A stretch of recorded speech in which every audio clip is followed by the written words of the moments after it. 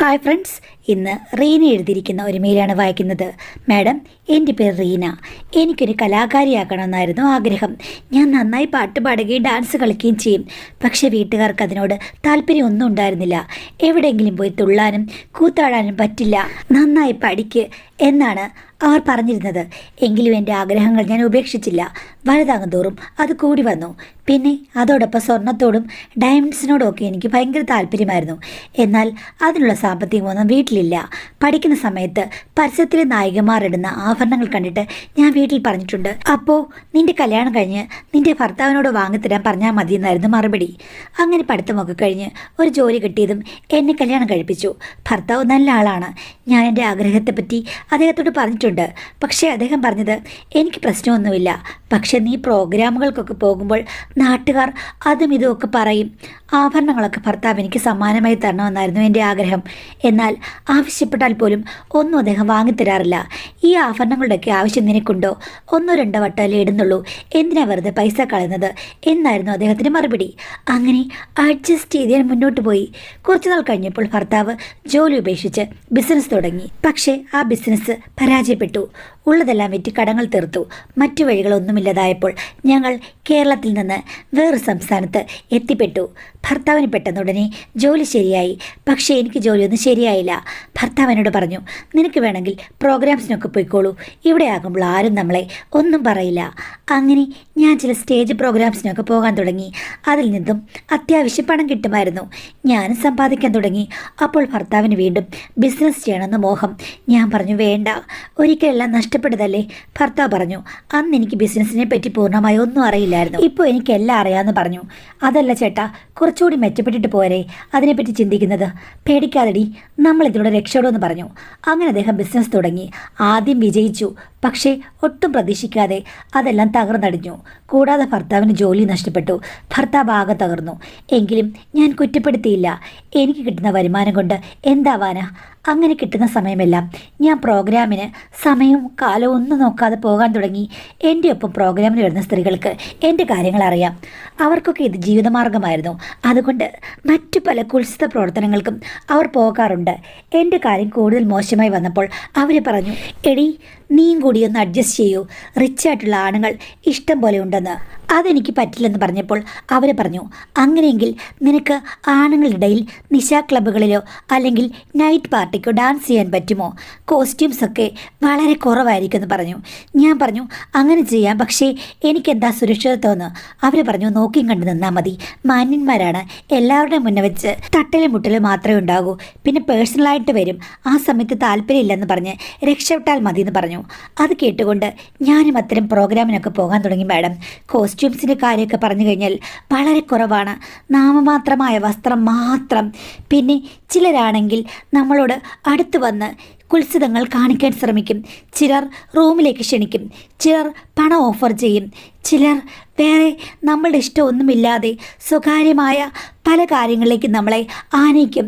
ഒപ്പമുള്ളവർ പറഞ്ഞു, ഇതൊക്കെ സ്വാഭാവികമാണ്, അങ്ങ് സഹിക്ക്, ഒന്നും നഷ്ടപ്പെടാനില്ലല്ലോ, എന്തായാലും പണം കിട്ടുമല്ലോ എന്ന് പറഞ്ഞു. ഭർത്താവിനോട് ഇതൊന്നും പറയാൻ പറ്റില്ലല്ലോ മാഡം, ഇതിൽ സുരക്ഷിതത്വമില്ലെന്ന് എനിക്ക് മനസ്സിലായി. പ്രശ്നങ്ങൾ കൂടിയപ്പോൾ ഞാനത് നിർത്തി. നല്ല പ്രോഗ്രാമുകളാണെങ്കിൽ വരാമെന്ന് പറഞ്ഞു. അങ്ങനെ ചില നല്ല പ്രോഗ്രാമുകൾക്കായിരുന്നു ഞാൻ പൊയ്ക്കൊണ്ടിരുന്നത്. എങ്കിലും അവിടെയും ചില കുത്സിതങ്ങൾ ഉണ്ടായിരുന്നു. അതൊന്നും വലിയ പ്രശ്നമില്ല, ഞാനത് കണ്ടില്ലെന്ന് വെച്ചു. അങ്ങനെ എന്തോ ഭാഗ്യത്തിന് എനിക്കൊരു ജോലി കിട്ടി. ശമ്പളമുണ്ട്. എങ്കിലും ഭർത്താവിന് ജോലി ഇല്ലാത്തത് കൊണ്ട് കഴിഞ്ഞു പോകാൻ പ്രയാസമാണ്. അങ്ങനെ പിന്നെയും ഞാൻ ജോലി കഴിഞ്ഞ് പല പ്രോഗ്രാമുകൾക്ക് പോകാൻ തുടങ്ങി. ജോലി കഴിഞ്ഞ് പോകുന്നത് കൊണ്ട് എനിക്ക് കൂടുതലും പാർട്ടികൾക്കായിരുന്നു പ്രോഗ്രാം ഉണ്ടായിരുന്നത്. വ്യക്തിപരമായ പല വിജയങ്ങൾക്കും മറ്റാവശ്യങ്ങൾക്കുമുള്ള പാർട്ടികളായിരുന്നു അത്. പിന്നെ ഇതൊക്കെ കഴിഞ്ഞ് വരുമ്പോൾ രാത്രിയാകും. പിന്നെ എല്ലാ ദിവസവും ഒന്നും പ്രോഗ്രാം ഉണ്ടാകില്ല. അതുകൊണ്ട് തന്നെ അത് ജോലിയെ ബാധിച്ചില്ല. ജോലി എന്ന സ്ഥലത്ത് ഒരു സൂപ്പർവൈസർ മാഡമുണ്ട്. ആ മാഡത്തിന് എന്നെ ഇഷ്ടമല്ല.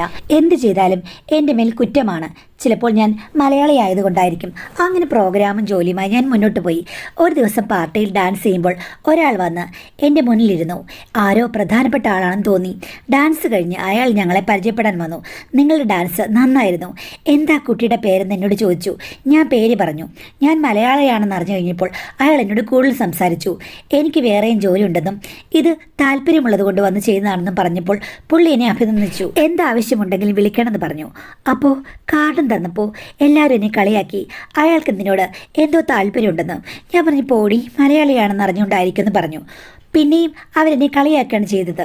മറ്റുള്ളവർ എന്നോട് പറഞ്ഞു, എടി നീ ഒരു കാര്യം ചെയ്യുക, അങ്ങേർക്ക് നിന്നേക്കാൾ ഒരു 25-30 വയസ്സ് കൂടുതലുണ്ടാകും, പക്ഷേ ആള് സ്ഥലത്തെ ഒരു പ്രധാന കക്ഷിയാണ്, അദ്ദേഹത്തിൻ്റെ ശ്രദ്ധ നിനക്ക് കിട്ടി, വിടാതെ പിടിച്ചോ എന്ന് പറഞ്ഞു.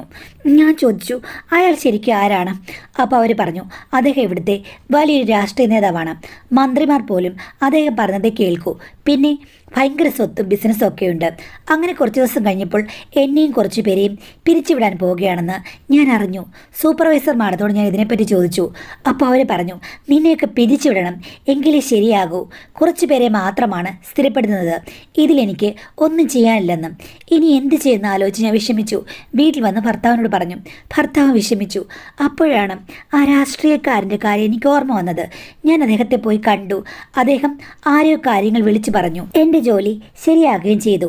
ഞാൻ അദ്ദേഹത്തോട് നന്ദി പറഞ്ഞു. അദ്ദേഹം പറഞ്ഞു ഇതെൻ്റെ കടമയല്ലേ, നിന്നെപ്പോലെ നല്ലൊരു കലാകാരി, ഇതെങ്കിലും ഞാൻ ചെയ്തു തരണ്ടേ? ഞാൻ പറഞ്ഞു എങ്കിൽ ഞാൻ പോയിക്കോട്ടെ. അദ്ദേഹം പറഞ്ഞു എങ്ങനെയാണ് വന്നത്? ഞാൻ ബസ്സിലാണ് വന്നത്. ആ എങ്കിൽ ഞാൻ ഒരാളോട് പറയാം നിന്നെ കൊണ്ടാക്കാൻ. അയ്യോ വേണ്ട സാർ. ഇല്ലില്ല, എൻ്റെ ഡ്രൈവർ നിന്നെ കൊണ്ടാക്കുമെന്ന് പറഞ്ഞപ്പോഴേക്കും ഡ്രൈവർ വന്നു. ആ ഡ്രൈവറാണ് എന്നെ കൊണ്ടാക്കിയത്. ഓഫീസിൽ ഞാൻ ചെന്ന് കഴിഞ്ഞപ്പോഴേക്കും ഓഫീസിലെ മാനേജറിനോട് ചോദിച്ചു എന്തെങ്കിലും പ്രശ്നമുണ്ടെങ്കിൽ നിനക്ക് എന്നോട് പറയരുതായിരുന്നോ, എന്തിനാണ് സാറിനെ പോയി കണ്ടതെന്ന്. ഞാൻ എൻ്റെ ജോലിക്കാരത്തെ പറ്റി സൂപ്പർവൈസർമാരത്തോട് പറഞ്ഞിരുന്നു. അവർ പറഞ്ഞത് എന്നെ പിരിച്ചുവിടുന്നതാണ്. അപ്പോഴാണ് ഞാൻ സാറിനെ കാണാൻ പോയെന്ന്. അപ്പോൾ തന്നെ മാനേജർ സൂപ്പർവൈസർമാരത്തെ വിളിച്ച് പറഞ്ഞു സാറിൻ്റെ സ്വന്തം ആളാണിത്, അതുകൊണ്ട് അവരോട് കൂടുതൽ നന്നായി പെരുമാറണമെന്ന് പറഞ്ഞു.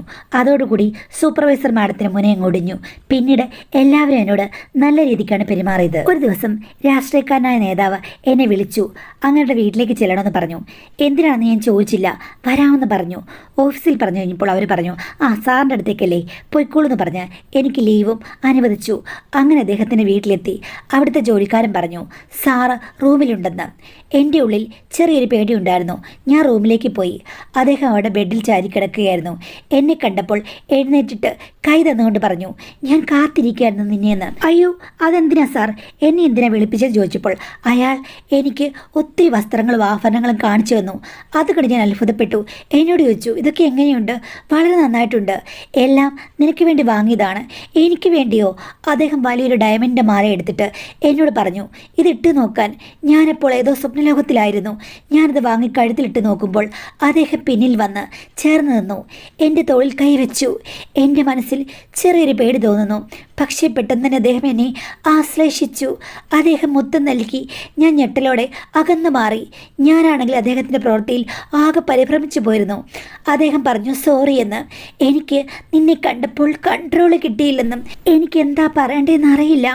അദ്ദേഹം പറയുകയാണ് ഞാൻ എപ്പോഴും നിന്നെപ്പറ്റിയാണ് ഓർത്തുകൊണ്ടിരിക്കുന്നത്. എനിക്ക് നിന്നെ ഒരുപാട് ഇഷ്ടമാണ്.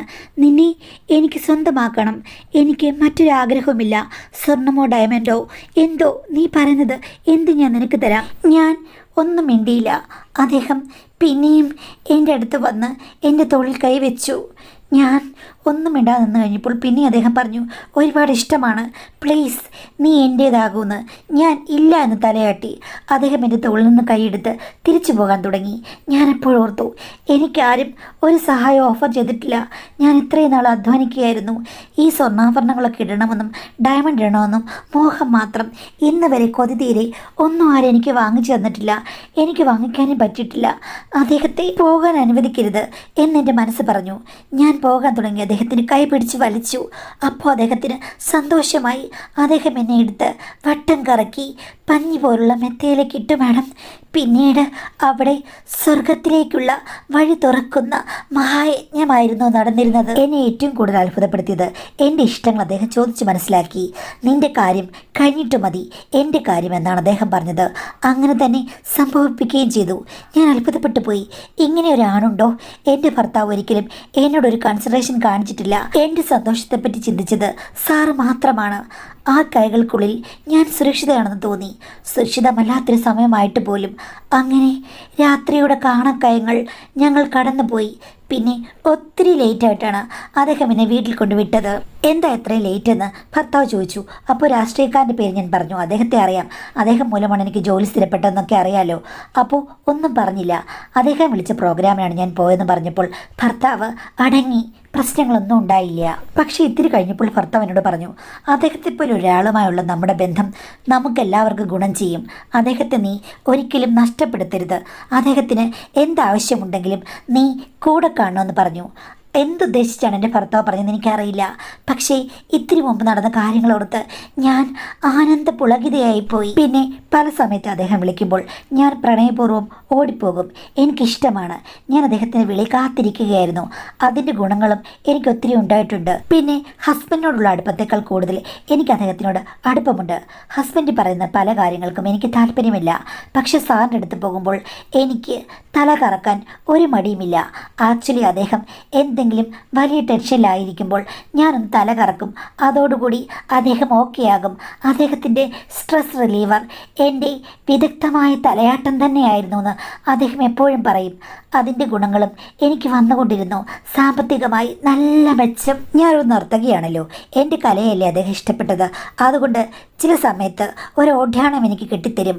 അതുമാത്രം ഇട്ടുകൊണ്ട് അദ്ദേഹത്തിൻ്റെ മുന്നിൽ ഞാൻ നൃത്തം ചെയ്യണം.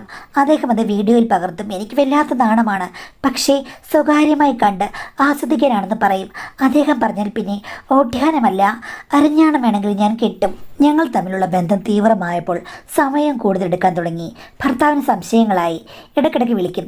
ഞാനപ്പോൾ എന്തെങ്കിലും പ്രോഗ്രാമിൻ്റെ കാര്യം പറഞ്ഞ് അതൊക്കെ ഒന്ന് ശാന്തമാക്കും. ഇടയ്ക്കിടയ്ക്ക് ഇങ്ങനെ വിളിക്കുമ്പോൾ സാറ് ചോദിക്കും, എന്തിനാണ് നമ്മളുടെ ഉച്ചസ്ഥായിയിൽ ഇയാൾ വിളിക്കുന്നത്? നമുക്കൊരു ശല്യമല്ലേന്ന്. ഞാൻ പറയും, പുള്ളിക്ക് ജോലിയൊന്നുമില്ല, വെറുതെ ഇരിക്കുകയല്ലേ, വരുമാനം ഒന്നുമില്ല, അതുകൊണ്ടാണ് വിളിക്കുന്നതെന്ന്. അവന് ബിസിനസ് ചെയ്യാനല്ലേ ഇഷ്ടം. ഞാൻ ഒരു ബിസിനസ് അവന് ശരിയാക്കി കൊടുക്കാം. നമ്മൾ തമ്മിൽ ഇങ്ങനെ നല്ല രീതിയിൽ സ്നേഹം പ്രകടിപ്പിക്കുമ്പോൾ അവൻ വിളിക്കുന്നത് എനിക്കിഷ്ടമല്ല.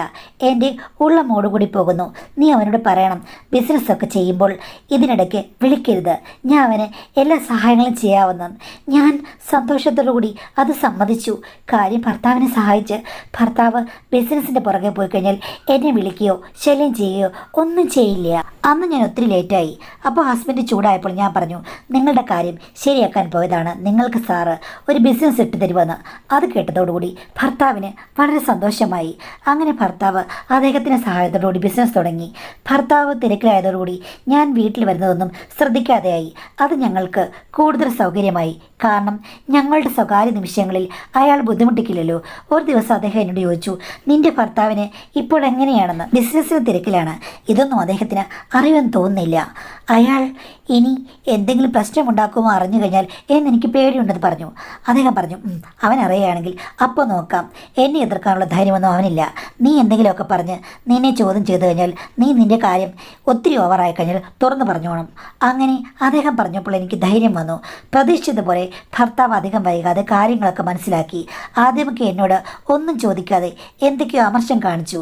പിന്നീട് എനിക്ക് മനസ്സിലായി അങ്ങേർക്കെല്ലാം മനസ്സിലായെന്ന്. അപ്പോൾ ഞാൻ തുറന്നു പറഞ്ഞു, നീ എന്തിനാ അയാളുടെ കൂടെ ഇത്ര അടുത്തെന്ന് ചോദിച്ചു. ഞാൻ പറഞ്ഞു, എനിക്ക് എല്ലാ സൗഭാഗ്യങ്ങളും തന്നത് അദ്ദേഹമാണ്. നിങ്ങൾക്ക് ബിസിനസ് തുടങ്ങാൻ വേണ്ടി പണവും തന്നു. എത്ര വലിയ തുകയാണ് തന്നത്. അങ്ങനെ ഞങ്ങൾ രണ്ടുപേരും ഓരോന്ന് പറഞ്ഞു. ചുമ്മാ ഒരാൾ പണം തരുമ്പോൾ വാങ്ങിച്ചെടുത്താൽ പോരാ, അയാൾക്ക് ലക്ഷ്യങ്ങൾ കാണും എന്ന് പറഞ്ഞു. അതോടുകൂടി ഭർത്താവ് ഞാൻ പോകുന്നതെന്ന് വരുന്നതൊന്നും ചോദിക്കാറില്ല. ചിലപ്പോഴൊക്കെ രാത്രി ഞാൻ അദ്ദേഹത്തിൻ്റെ കൂടെയാണ്. അടുത്ത ദിവസം രാവിലെയാണ് വരുന്നത്. കാരണം രാത്രി അവിടെ നിൽക്കാൻ സാർ നിർബന്ധിക്കും. അപ്പോഴൊക്കെ ഭർത്താവിൻ്റെ കാര്യങ്ങളൊക്കെ ആര് നോക്കാനാ? അതുകൊണ്ട് പിന്നെ ഞാനങ്ങ് സമ്മതിക്കും. ഭർത്താവിൻ്റെ വഴിക്ക് പൊക്കോട്ടെ എന്ന് ഞാനും വിചാരിച്ചു. അദ്ദേഹം എന്നോട് പറഞ്ഞു, നീ എന്തിനാ ജോലിക്ക് പോകുന്നത്? ഞാൻ വേണ്ട പണം തരുന്നല്ലോ, നിൻ്റെ ഭർത്താവിന് ബിസിനസ് ഉണ്ടല്ലോ. ഞാൻ പറഞ്ഞു, പെട്ടെന്ന് ജോലി രാജിവെച്ചാൽ എങ്ങനെയാണെന്ന്. അദ്ദേഹം പറഞ്ഞു, സാരമില്ലെന്ന്. അങ്ങനെ അദ്ദേഹത്തിന് വേണ്ടി കൂടുതൽ സമയം ഞാൻ ജോലി രാജിവെച്ച് കഴിയാൻ തുടങ്ങി. ഭർത്താവ് മുറുമുറുക്കുന്നുണ്ട്, എങ്കിലും അധികമൊന്നും പറയാറില്ല. ഞങ്ങൾ രണ്ടുപേരും ഒരു വീട്ടിലാണ്. ചില സമയത്ത് കാണും, അങ്ങനെയുള്ളൂ. ഇതിനിടയ്ക്ക് ഞാൻ അദ്ദേഹത്തിൽ നിന്ന് ഒരു അമ്മയാകാൻ പോകുന്നു എന്നുള്ള സത്യം മനസ്സിലാക്കി. ഞാൻ സാറിനോട് പറഞ്ഞപ്പോൾ സാറ് പറഞ്ഞു അത് ഒഴിവാക്കണമെന്ന്. ഞാൻ പറഞ്ഞു, ഇത്രയും നാളായിട്ട് ഞങ്ങൾക്ക് കുട്ടിയില്ല, അപ്പോൾ ഒരു കുട്ടിയെ വേണമെന്ന് എനിക്ക് ആഗ്രഹമുണ്ട്. ഈ കുട്ടി എനിക്ക് വേണമെന്ന് പറഞ്ഞ് ഞാൻ നിർബന്ധം പിടിച്ചു. ഭർത്താവിനോട് പറഞ്ഞപ്പോൾ ഭർത്താവ് ചിറികൂട്ടി എന്നെ പുച്ഛിച്ചു. നീ എന്തെങ്കിലും കാണിക്കാൻ പറഞ്ഞു. അങ്ങനെ എനിക്ക് സാറിൻ്റെ എല്ലാ പിന്തുണയും ഉണ്ടായിരുന്നു. ഞാൻ ആ കുട്ടിയെ എൻ്റെ ഭർത്താവിൻ്റെ ലേബലിൽ തന്നെ പ്രസവിച്ചു. ധാരാളം പണം സാർ തരും. സാറിൻ്റെ ചായവുള്ള ഒരു കുട്ടിയായിരുന്നു അത്. എന്ത് ചെയ്യാനാണ്? പക്ഷേ പ്രസവം കഴിഞ്ഞപ്പോൾ മുതൽ എൻ്റെ വീട്ടിലേക്കാണ് സാറ് വന്നു തുടങ്ങിയത്. കുഞ്ഞിനെ കൊണ്ട് അങ്ങോട്ട് പോകാൻ പറ്റില്ലല്ലോ, സാങ്കേതികമായ ബുദ്ധിമുട്ടുകളുണ്ടല്ലോ. ഇടയ്ക്കുള്ള സമയത്തും അദ്ദേഹം എന്നോട് നല്ല രീതിയിൽ സ്നേഹം പ്രകടിപ്പിച്ചു, സഹകരിച്ചു, പണവും തന്നു. ഭർത്താവിന് ദേഷ്യമുണ്ടെങ്കിലും അയാളുടെ തലതൊട്ടപ്പൻ കൂടിയല്ലേ സാറ്, അതുകൊണ്ടൊന്നും പറയാൻ പറ്റില്ല. ഒരു ദിവസം സാറ് വന്നു കഴിഞ്ഞപ്പോൾ സാറിൻ്റെ മുന്നിൽ വെച്ച് എന്തൊക്കെയോ ഭർത്താവ് എന്നെ പറഞ്ഞു. അത് സാറിന് ഇഷ്ടപ്പെട്ടില്ല. അതുകൊണ്ട് ഭർത്താവിനെ അദ്ദേഹം പേടിപ്പിച്ചു. ഞങ്ങളുടെ ഒരു പരിചാരകനെ പോലെയായി. പിന്നെ ഭർത്താവിൻ്റെ മുന്നിൽ വെച്ചായിരുന്നു എല്ലാം. അത് അദ്ദേഹത്തിന് ഒരു ത്രില്ലായിരുന്നു. ഞാനും അതിലൊന്നും ഒരു വകവെപ്പും നടത്തിയില്ല.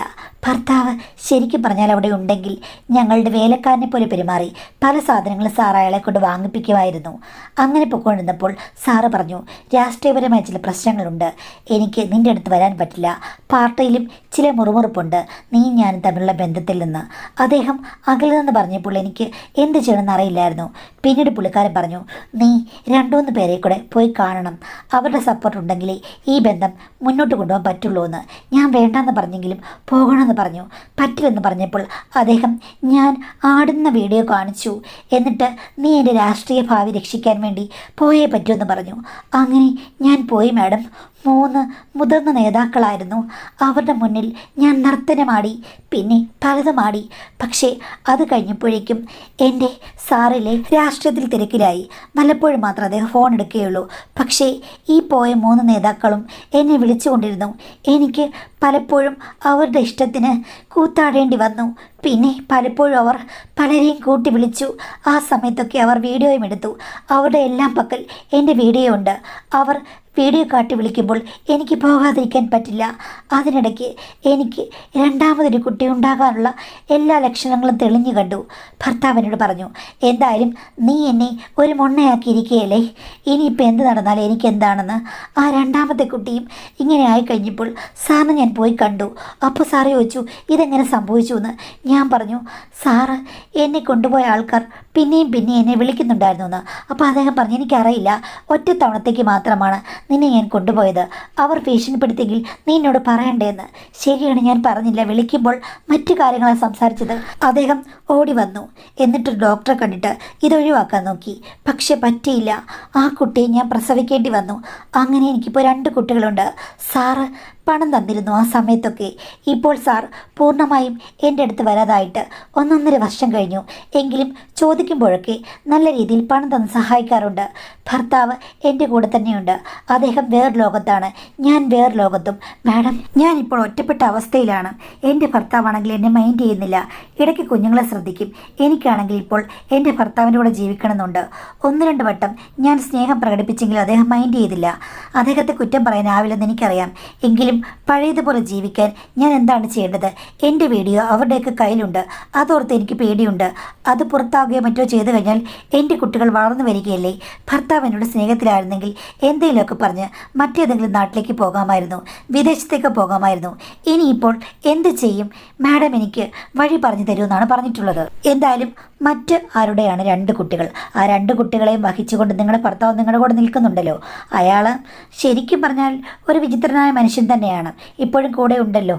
എങ്കിലും അങ്ങേരെ നിങ്ങൾ ബാക്കിയുള്ള കാര്യങ്ങൾ പറഞ്ഞ് ബോധിപ്പിക്കുക. കാര്യം, ഈ വീഡിയോയുടെ കാര്യം, ഇങ്ങനെ ട്രാപ്പിൽ പെട്ടുപോയ കാര്യം ഒക്കെ പറയുക. ഇത്രയും നാളും കൂടെ നിന്ന മനുഷ്യനല്ലേ, അയാൾ മനസ്സിലാക്കും. അയാളോട് പറയുക, ഇതുപോലെ ഇതൊക്കെ ഒന്ന് പുറത്തായി കഴിഞ്ഞാൽ ജീവിക്കാൻ വലിയ പാടാണ്, കുട്ടികളും വളർന്നു വരികയല്ലേ, അതുകൊണ്ട് നമുക്ക് വേറെ എവിടെയെങ്കിലും പോകാമെന്ന് പറയുക. ആ സമയത്ത് അദ്ദേഹം എന്താ പറഞ്ഞതെന്ന് അറിയാമല്ലോ. നിങ്ങൾ എന്തായാലും ബാക്കിയുള്ള കാര്യങ്ങളും കൂടി പറഞ്ഞ് ഭർത്താവിൽ നിന്നൊരു പിന്തുണ ആവശ്യപ്പെടുക. അദ്ദേഹത്തിന് സ്നേഹമൊന്നും വന്നില്ലെങ്കിലും ഈ പറഞ്ഞതുപോലെ ഇവിടെ നിന്ന് രക്ഷപ്പെട്ട് വേറെ എവിടെയെങ്കിലും പോയി സെറ്റിലാകാമല്ലോ. പിന്നെ ഇതിനകത്ത് ഏറ്റവും വലിയ കാര്യം എന്ന് പറയുമ്പോഴേക്കും നിങ്ങൾക്ക് സ്ഥിരമായിട്ട് പണം വരുന്നുണ്ട്. എത്ര പണം ചോദിച്ചാലും ആ സാർ തരികയും ചെയ്യും. നമ്മളിപ്പോൾ ഒരു വിദേശ ജോലിക്കോ മറ്റോ ശ്രമിച്ചു കഴിഞ്ഞു കഴിഞ്ഞാൽ ഏറ്റവും പ്രധാന പ്രശ്നം എന്താണ്? പണമല്ലേ. അതിപ്പോൾ ഭർത്താവ് പിണങ്ങി നിൽക്കുകയാണെങ്കിൽ നിങ്ങൾക്ക് വിദേശത്ത് പോകാൻ എന്താ പ്രശ്നം? അതിനെ പ്രോസസ്സും മറ്റു കാര്യങ്ങളും വെച്ച് നിങ്ങൾ കുട്ടികളെ കൊണ്ട് വിദേശത്ത് പോകണമെന്നുണ്ടെങ്കിൽ ഒരു പ്രശ്നവുമില്ല. കാശുണ്ടല്ലോ. സാധാരണ സ്ത്രീകൾക്ക് ക്യാഷ് ഇല്ല. നിങ്ങൾക്ക് ക്യാഷ് ഉണ്ടെങ്കിൽ മറ്റൊരു സംസ്ഥാനത്ത് പോയി ഒരു ഫ്ലാറ്റ് എടുത്ത് ജീവിക്കരുതോ? എന്ത് വേണമെങ്കിലും ചെയ്യാം. നിങ്ങൾക്കിപ്പോൾ ഭർത്താവിൻ്റെ പിന്തുണ ഇല്ലെങ്കിൽ പോലും പുറത്തു പോയിട്ട് ജീവിക്കാൻ വേണ്ടി കാശുള്ളൊരു സ്ത്രീയാണ്. അപ്പോൾ നിങ്ങൾക്ക് വേണമെങ്കിൽ ഭർത്താവിൻ്റെ പിന്തുണ ഇല്ലെങ്കിലും വേറൊരിടത്ത് പോയി ജീവിക്കാൻ വലിയ പ്രയാസമൊന്നുമില്ല. പക്ഷേ നിങ്ങൾക്ക് ഭർത്താവിൻ്റെ സ്നേഹം വേണമെങ്കിൽ അദ്ദേഹത്തോട് തുറന്നു പറയുക. മാപ്പ് പറയുക, അല്ലെങ്കിൽ ഈ പറഞ്ഞതുപോലെ അദ്ദേഹത്തിൻ്റെ തെറ്റും നിങ്ങളുടെ തെറ്റും എല്ലാം കൂടി പറഞ്ഞ് നിങ്ങൾ ശരിയാക്കി എടുക്കുക, അല്ലെങ്കിൽ ഒരു ഫാമിലി കൗൺസിലിങ്ങിന് പോകുക. അതിനേക്കാൾ ബെറ്റർ നിങ്ങൾ അങ്ങോട്ടും ഇങ്ങോട്ടും തുറന്ന് പറഞ്ഞ് അഡ്ജസ്റ്റ് ചെയ്ത് മുന്നോട്ട് പോകുന്നതാണ്. കഴിഞ്ഞത് കഴിഞ്ഞു. അദ്ദേഹം പറഞ്ഞതുപോലെ നിങ്ങളെ തെറ്റിലേക്ക് തള്ളിവിടാൻ കാരണക്കാരനായിട്ടുണ്ട്. അപ്പോൾ വാശിയൊന്നും കൂടാതെ അല്ലെങ്കിൽ ദേഷ്യമൊന്നുമില്ലാതെ നിങ്ങൾ രണ്ടുപേരും കൂടെ തുറന്ന് സംസാരിക്കുക. ഇതേപോലുള്ള സിറ്റുവേഷനിൽ നിന്ന് എങ്ങനെ പോയി രക്ഷപ്പെടാം, ക്യാഷിൻ്റെ ഒരു പിന്തുണ ഉണ്ടല്ലോ, അപ്പോൾ വിദേശത്തേക്ക് പോകാം. അദ്ദേഹത്തിന് എന്തായാലും ബിസിനസ്സൊക്കെ ചെയ്യാൻ ആഗ്രഹമുള്ള ആളായതുകൊണ്ട് വിദേശത്ത് പോകാൻ എന്താ കുഴപ്പം? ഒരു കുഴപ്പമില്ല. നിങ്ങൾക്ക് വിദേശത്ത് പോയി സെറ്റിലാകാം. പക്ഷേ നിങ്ങൾ നയപരമായിട്ട് നിന്നാൽ മതി. വലിയൊരു എതിരാളിയായിട്ട് ഭർത്താവിനെ കരുതണ്ട. അദ്ദേഹം ഒത്തിരി കാര്യങ്ങൾ സഹിച്ചല്ലോ. അപ്പോൾ കുറെ കൂടി നിങ്ങളൊന്ന് ഇറങ്ങിച്ചെന്ന് അദ്ദേഹത്തോട് പറഞ്ഞ് കാര്യം മനസ്സിലാക്കി കഴിഞ്ഞാൽ തുല്യ ദുഃഖിതരായ രണ്ടുപേര് തമ്മിൽ അഡ്ജസ്റ്റ് ചെയ്ത് എവിടെ വേണമെങ്കിലും പോകാം. പിന്നെ വീഡിയോ, അതിപ്പോൾ ആയിരക്കണക്കിന് ആൾക്കാരുടെ വീഡിയോ ഇപ്പോൾ പുറത്ത് വരുന്നു ഓരോ ദിവസവും. അവരൊക്കെ അങ്ങ് ജീവിക്കാതിരുന്നെങ്കിൽ എന്തായിരുന്നു ഇവിടുത്തെ കാര്യം? ഒന്നുമില്ല. അപ്പം ഇതൊക്കെ ഒഴുക്കിൻ്റെ കൂട്ടത്തിൽ അങ്ങ് പോകും. കഴിഞ്ഞത് കഴിഞ്ഞു. തെറ്റുകളുടെ കൂമ്പാരം ചെയ്തു, പക്ഷെ പോയത് പോയി. അടുത്തത് എന്ത് എന്നുള്ള കാര്യം മാത്രം ശ്രദ്ധിക്കുക. ഇനി എന്തായാലും അത്തരം കാര്യങ്ങളിലേക്ക് പോകുന്നില്ലല്ലോ. അതുകൊണ്ട് സാറിനോട് പറയുക, എവിടെയെങ്കിലും പോയി ഇതൊക്കെ രക്ഷപ്പെടണമെന്നുണ്ട്. അങ്ങനെ നിങ്ങളുടെ അടുത്തേക്ക് വരുന്നില്ലല്ലോ. അപ്പോൾ നല്ലൊരു സെറ്റിൽമെൻ്റ് ഒക്കെ ആവശ്യപ്പെട്ട് വിദേശത്തോ എവിടെയെങ്കിലുമൊക്കെ പോയി സമാധാനത്തോടുകൂടി ജീവിക്കാൻ ശ്രമിക്കുക. പക്ഷേ ഈ പറഞ്ഞതുപോലെ ഭർത്താവുമായിട്ടുള്ള ആ ഒരു സ്പർദ്ധ, ഒരു മത്സര ബുദ്ധി അങ്ങ് വിടണം. സ്വതന്ത്രമായി സംസാരിച്ച് രണ്ടുപേരും ഒരു തീരുമാനമെടുക്കുക. തെറ്റിൽ നിന്ന് തെറ്റിലേക്ക് പോകുന്നതിനേക്കാൾ എത്രയോ നല്ലതാണ് അതൊക്കെ തിരുത്തി നല്ല രീതിയിൽ ജീവിക്കുന്നത്.